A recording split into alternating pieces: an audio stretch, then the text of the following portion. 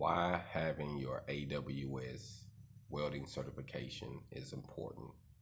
Your AWS certification is important because in America, it is recognized in every state. Let me say it again.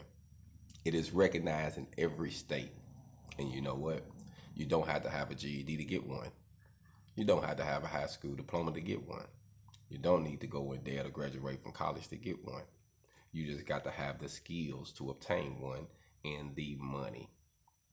The fee, it ranges from probably $150 up to $400 or more, depends on what type of certification you're trying to get.